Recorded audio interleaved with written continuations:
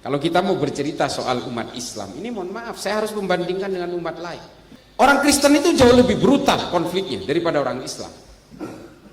Mereka itu jauh lebih brutal, sangat brutal.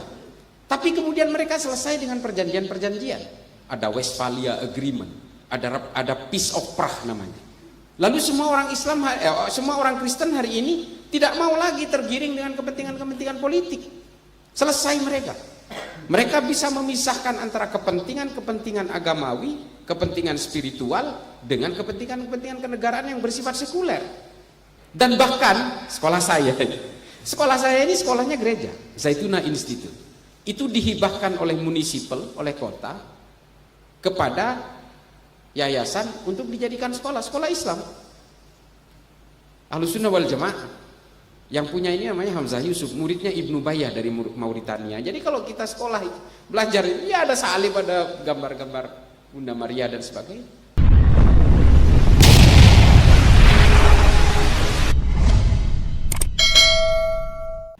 Bukan hanya Salafi Wahabi hari ini yang punya naluri-naluri teror. Orang Nahdliyin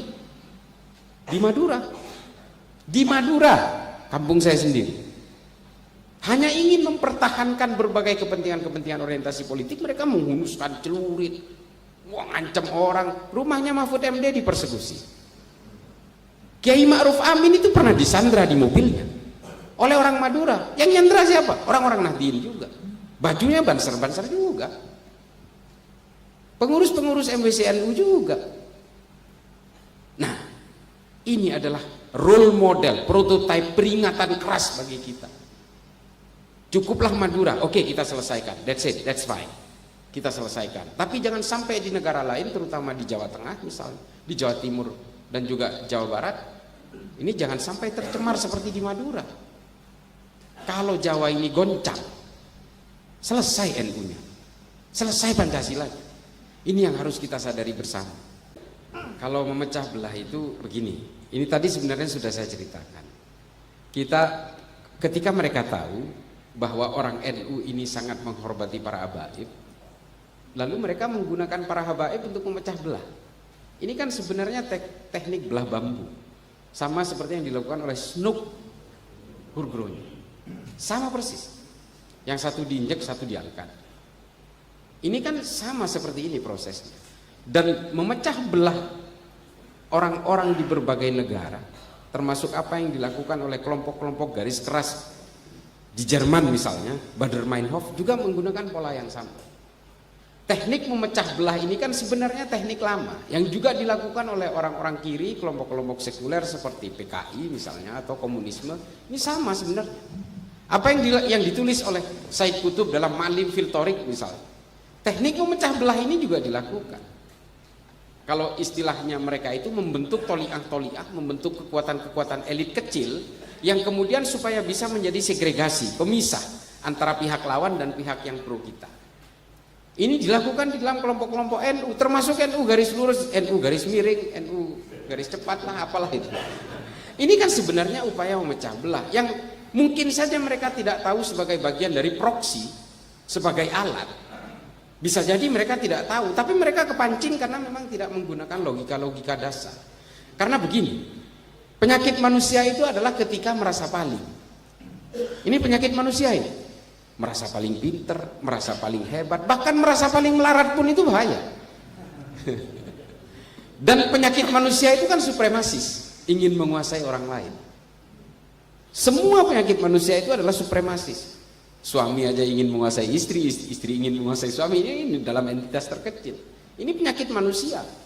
Dan sifat dasar manusia yang human nature ini sebagai makhluk supremasis inilah yang dimanfaatkan oleh orang yang ingin memecah belah satu entitas. Dan ini praktek lama. Bukan hanya terjadi hari ini, bukan hanya terjadi dalam Islam, bukan hanya terjadi dalam Kristen. Semua peradaban manusia mengalami perpecahan-perpecahan ketika bersinggungan dengan keinginan-keinginan yang supremasis, keinginan-keinginan kekuasaan. Allah sebenarnya tahu persis pastinya bahwa kekuasaan tertinggi itu the Almighty, Ta'ala itu kan sebenarnya ada di tangan Allah. Tapi kemudian manusia berusaha mengkloning berbagai kekuasaan-kekuasaan yang ekstra ini, yang betul-betul primary, prima ini, untuk dikloning kepada dirinya, seolah-olah dirinya ini punya hak untuk merebut wilayah-wilayah ketuhanan itu. Ini bukan sembarangan yang menulis. Ini yang menulis ini Imam An-Nawawi. Jadi hal-hal seperti inilah kemudian yang menggiring manusia kepada sifat-sifat supremasis yang kadang-kadang rasio akalnya dimatikan sendiri. Fitur-fitur rasio akalnya tidak dipakai karena itu. Karena seperti kata Mbah Yai ini kemudian membuat orang itu jadi hilang pikirannya karena ambisi-ambisi supremasis itu tadi. Termasuk garis lurus lah apa. Sebenarnya kalau mau mikirin kalangan Nahdien, apa susahnya sih menjadi satu? Berikan ide-ide yang konstruktif, lalu kemudian berikan ini kepada umat. Ini kan nggak ada yang kepikiran di situ karena supremasis, dia ingin membentuk organisasi sendiri, ingin menghegemoni sendiri, dan ini berlangsung semua. Kita tahu, tapi begini. Kalau kita mau bercerita soal umat Islam, ini mohon maaf, saya harus membandingkan dengan umat lain. Orang Kristen itu jauh lebih brutal konfliknya daripada orang Islam. Mereka itu jauh lebih brutal, sangat brutal. Tapi kemudian mereka selesai dengan perjanjian-perjanjian. Ada Westphalia Agreement, ada Peace of Prague namanya. Lalu semua orang Kristen hari ini tidak mau lagi tergiring dengan kepentingan-kepentingan politik. Selesai mereka. Mereka bisa memisahkan antara kepentingan-kepentingan agamawi, kepentingan spiritual dengan kepentingan-kepentingan kenegaraan yang bersifat sekuler. Mereka pisahkan itu. Memang efeknya akhirnya adalah mereka sulit mengendalikan umatnya.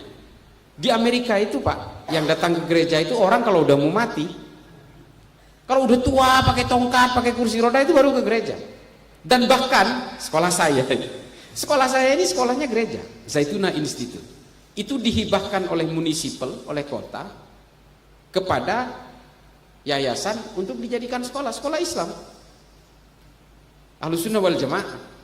Yang punya ini namanya Hamzah Yusuf, muridnya Ibnu Bayyah dari Mauritania. Jadi kalau kita sekolah belajar ya ada salib, ada gambar-gambar Bunda Maria dan sebagainya.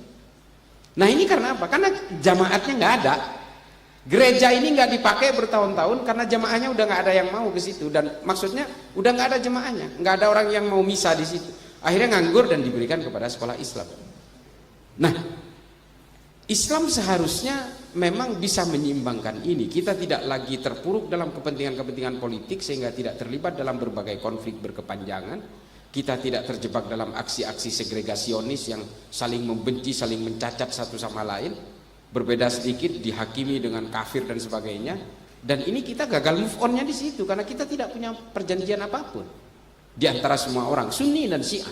Kalau ada agreement selesai sebenarnya, tapi ini kan nggak ada perjanjian sama sekali, makanya sampai sekarang saling mengkafirkan satu sama lain. Bahkan ketika kebawa ke ranah politik, akhirnya apa? Saudi dan Iran harus bermusuhan, Saudi harus membombardir suku Houthi yang dianggap Syiah di Yaman, orang-orang Syiah di Saudi bagian timur juga dipersekusi dan sebagainya. Demikian juga dengan orang-orang Sunni yang berada di Irak dihajar habis oleh Saddam Hussein, dan orang-orang Sunni yang berada di Iran bagian selatan juga dipersekusi oleh pemerintahnya.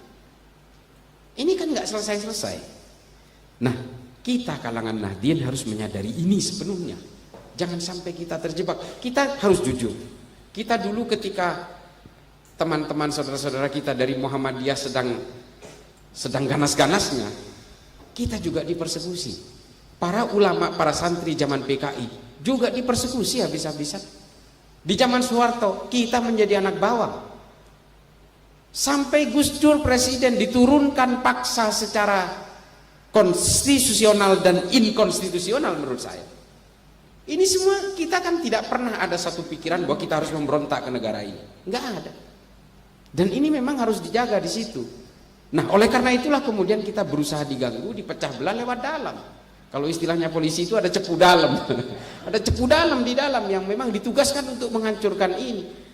Dan kita harus tahu, munculnya Wahabi itu kan demi hegemoni kekuasaan politik keluarga Ibnu Saud. Yang engineer-nya itu adalah orang-orang MI6 yang namanya Lawrence, yang kemudian dikenal dengan Lawrence of Arabia. Ini kita tidak bisa pungkiri. Kita berpikir mungkin naiknya Soeharto dan tenggelamnya Soekarno itu bukan karena operasi intelijen. Operasi intelijen. Dan kita betul-betul hari ini terjebak dalam lingkaran-lingkaran berbagai operasi intelijen yang sebenarnya ingin menghancurkan negara kita lewat hancurnya NU. Ya, lewat orang di dalam NU lah. Macam-macam caranya. Jalurnya itu macam-macam. Makanya yang harus kita persolid adalah di kalangan akar rumput, bahwa kita harus mereposisi fungsi Nahdlatul Ulama sebagai pemersatu bangsa dan menjaga agama ini supaya jangan terstigma menjadi agama yang radikal dan sebagainya karena penunggangan kelompok ideologi transnasional tadi. Saya sering mengatakan ini, 100% teroris yang ditangkap oleh Densus 88 itu bukan 100% sebenarnya, 99,9% itu teroris yang ditangkap oleh Densus 88 itu berfaham Salafi Wahabi. Saya bertanggung jawab dengan data ini. Hanya 2 yang ditangkap bukan berfaham Salafi Wahabi, yaitu perakit bom di Condet dan Bekasi yang kecewa karena Habib Rizik ditangkap. Dia fungsionaris FPI, namanya Husain Hasni, dan yang satu lagi saya lupa. Hanya 2 orang ini dari 2.100 yang ditangkap Densus dari tahun 2000 sampai tahun 2022 hari ini. Mengapa saya katakan mereka berfaham Salafi Wahabi? Sama keyakinannya dengan apa yang dikatakan oleh ustadz-ustadz Salafi Wahabi hari ini. Sama. Tapi kan banyak yang berkatakan begini, nggak mungkin orang Salafi Wahabi itu menjadi teroris, rokok aja diharamkan kok. Rokok itu diharamkan karena membahayakan dirinya sendiri. Nggak mungkin orang Salafi itu menjadi teroris, membahayakan orang lain. Pada awalnya iya, Pak. Pada awalnya iya. Saya setiap menjadi interrogator teroris itu, mereka mengaku. Awalnya Pak saya ikut, terbujuk karena ini terasa sejuk, menghina pemimpin nggak boleh, unjuk rasa diharamkan. Dan ini juga dialami oleh polisi yang diperiksa oleh Paminal. Mereka tertariknya karena unjuk rasa diharamkan. Sementara polisi itu setiap hari kebingungan ngadepin demonstran. Nah ini diharamkan, oh cocok ini. Kan begitu. Nah, mereka kemudian teroris-teroris ini mengakui, pada akhirnya Pak saya membenci orang yang berbeda. Orang NU itu bahkan saya kafirkan. Dan dari ketika perasaan benci itu terbangun secara kognitif, secara perlahan, pada akhirnya mereka ingin membuat kerumunan dan mereka bergabung dengan kelompok jaringan teror. Kalau yang tidak ingin bergabung dengan kerumunan, akhirnya lone wolf, Zakiyah Aini, Elina yang kemarin nyerbu Istana Negara, itu yang terpapar tapi tidak bisa masuk jaringan. Kebencian-kebencian ini kemudian menciptakan giroh-giroh kekerasan atas nama agama. Nah, orang-orang Nahdien itu hari ini sudah mengalami itu.